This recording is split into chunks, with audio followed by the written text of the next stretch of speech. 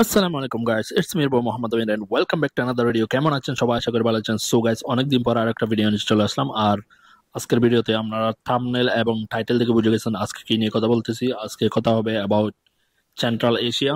আপনারা কিভাবে দুবাই থেকে সেন্ট্রাল এশিয়া ভ্রমণ করতে পারবেন খুবই চিপ প্রাইসে, খুবই কম প্রাইসে। সো এটা নিয়ে আলোচনা হবে। এবং আমি রিসেন্টলি একটা দেশের ভিসার জন্য অ্যাপ্লাই করছিলাম এবং সাকসেসফুলি আমার ভিসাটা ইজিলি এবং খুবই সিম্পল ওয়েতে, খুবই ইজিলি ভিসাটা আমার পাসপোর্টে লাগছে। এবং এটা হচ্ছে sticker visa.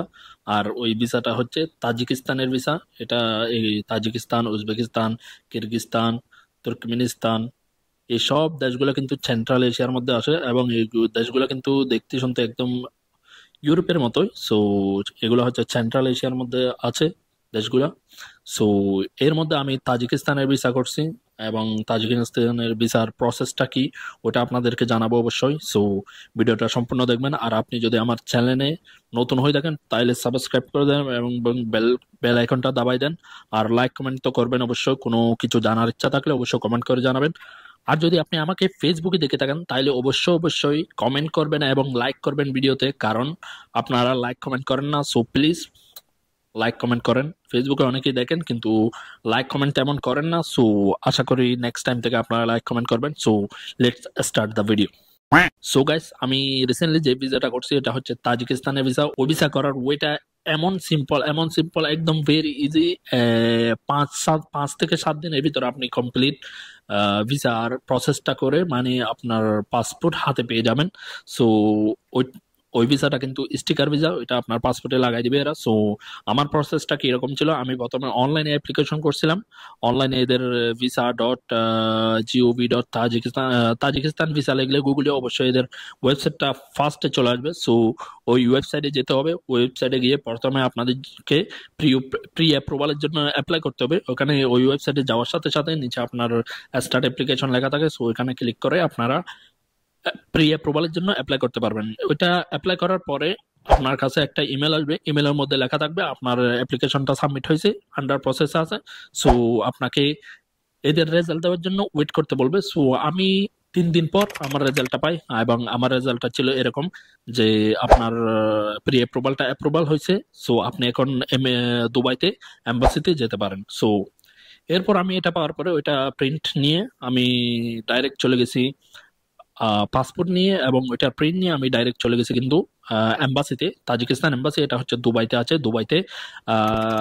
Dubai মেরিনাতে platinum tower নামে একটা টাওয়ার আছে। ওই টাওয়ারের 30 নাম্বার ফ্লোরে ওই এদের এম্বাসিটা আছে। সো ওইখানে গেছি। যাওয়ার পরে এরা আমাকে আমি আমার এমআর সাইডে দিছি, পাসপোর্ট দিছি এবং বাংলাদেশের আইডি কার্ডের কপি করে নিছি, ওইটাও দিছি। অ্যান্ড এরপর ও আমাকে বলছে আপনার আপনার হোটেল বুকিং আছে কিনা। সো আমি হোটেল বুকিং সাথে করে নিয়ে যাই না, কপি করে আপনারা নিয়ে যাইয়েন। যারা অবশ্যই ভিসা করার সময় আপনাকে হোটেল বুকিং করতে হবে।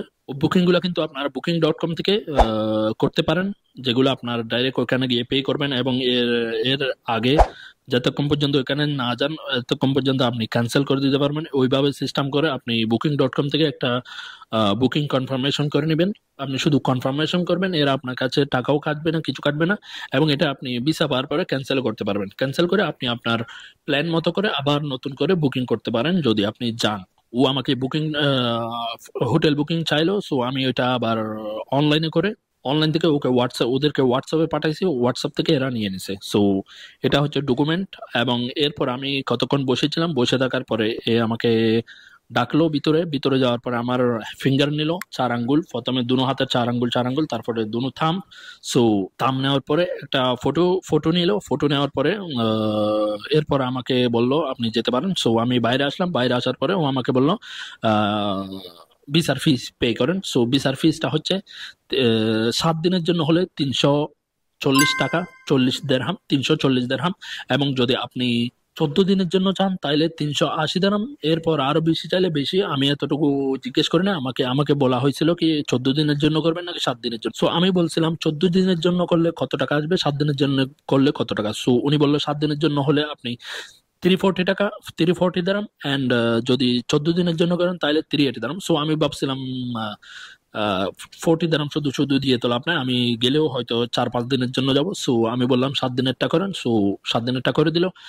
এরপর টাকা দেওয়ার পরে আমি চলে আসলাম, কোনো পেপার দেয় নাই, কিছু দেয় নাই। সো আমি একটু চিন্তা করছিলাম, কিছু নাই, পেপার নাই, ও আমার পাসপোর্টটা রেখে দিল। সো এরপর বলছে আপনি আসেন, আইডি দেখাইলে আপনাকে পাসপোর্ট দিয়ে দেওয়া হবে। সো এরপর আমি চলে আসলাম। এরপর আমার কাছে 3 দিন পর আরেকটা ইমেল আসে কি আপনার ভিসা গ্যারান্টেড হয়েছে, এত তারিখ থেকে এত তারিখ আপনার ট্রাভেল ডেট ইস্যু হয়েছে এত তারিখ। সো এভাবে আমি একটা ইমেল পাই।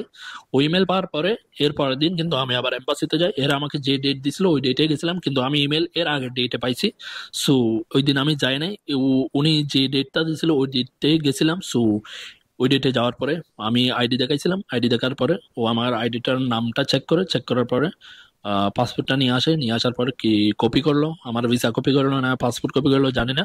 সো কপি করার পরে ও আমাকে পাসপোর্ট দিয়ে দেয়, একদম ইজি সিম্পল। আপনি যদি ওখানে যান বেশি আধা ঘন্টা বা 1 ঘন্টা, যেদিন জমা করবেন এবং যেদিন পাসপোর্ট নিয়ে আসবেন ওই দিন 5 থেকে 10 মিনিট। সো ইজি এবং সিম্পল ওয়ে।